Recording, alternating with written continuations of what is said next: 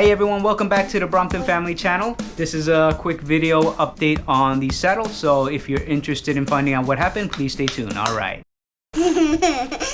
About a week ago, we made the video on the damage we had on the saddle. We haven't had time to make it back to the Brompton Junction, so instead I sent them an email, showed them a picture of what the damage was, and they were kind enough to send me a new saddle and also the pentaclip.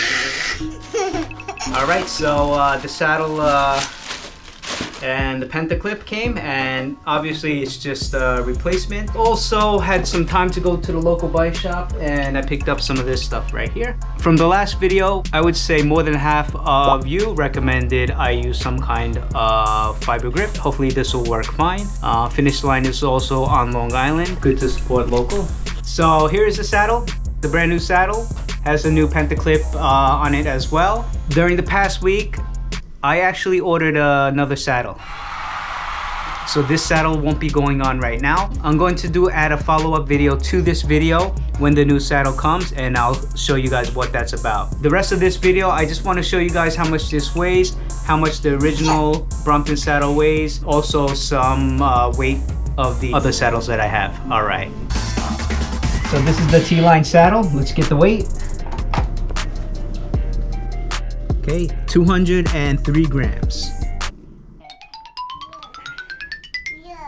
This is the original Brompton saddle, and here it is next to the T-line saddle.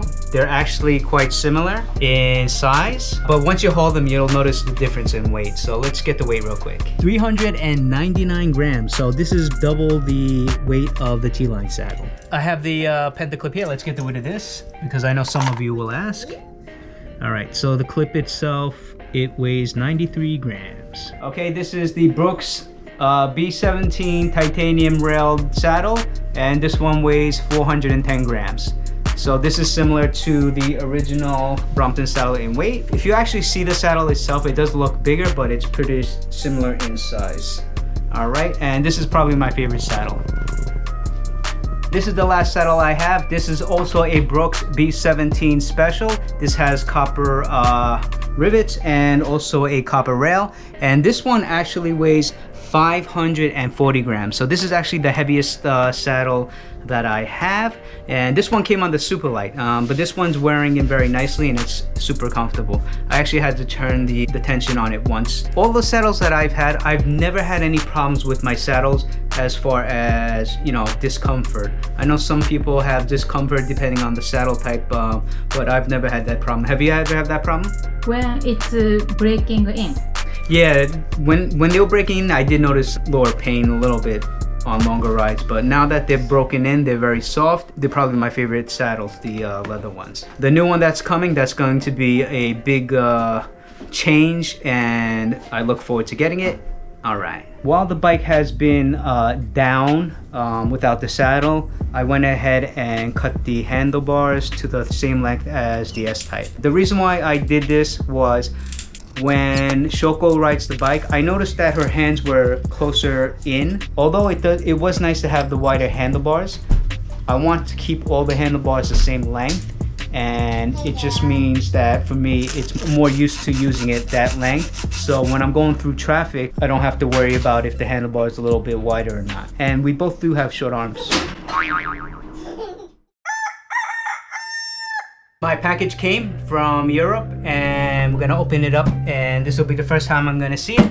I'm real excited because this is actually the first part that I have that is made in Italy. Okay, I've never had a product from Italy before, so this is quite exciting.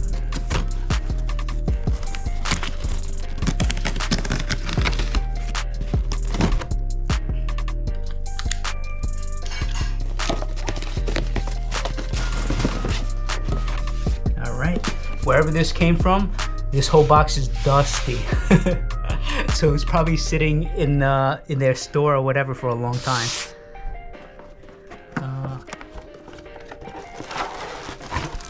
There it is.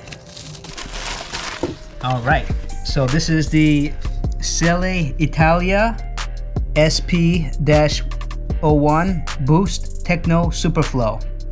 Okay. And the weight is 117 grams. So this one is quite a bit lighter than the stock T-line saddle. Take this off again. See, it's always good to have a knife around. All right. And here we go. This thing is so light, it's amazing. All right, this is a carbon fiber and carbon. And right here you can see the sticker. It'll say made in Italy. All right, I think these are handmade.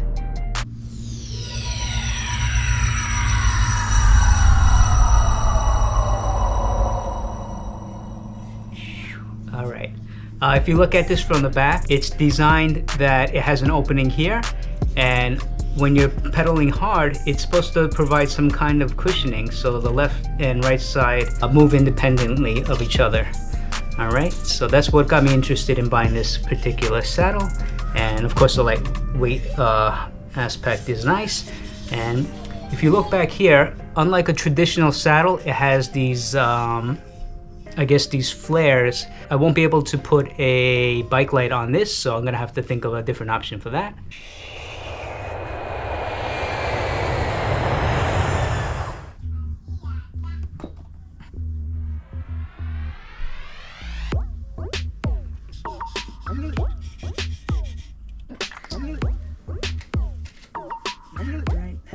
Good there.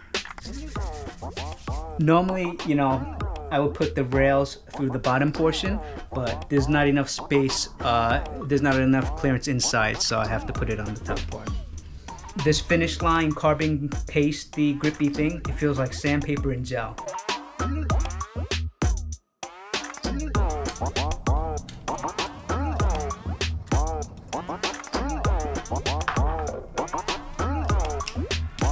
I'm gonna go with the recommended 10 Newton meters of torque on this one.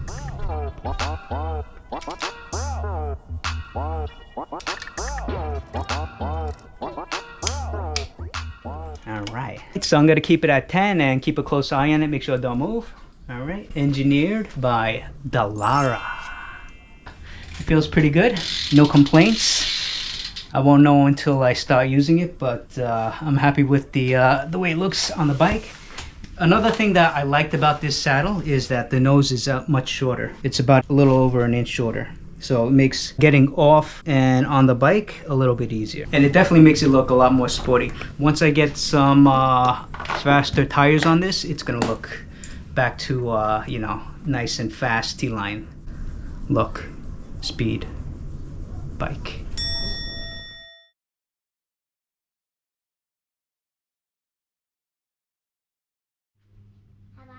Okay, this is made by Park, and this is his first bike with pedals. Okay, he's moving up from a balance bike. All right, and he learned how to ride this on his second try.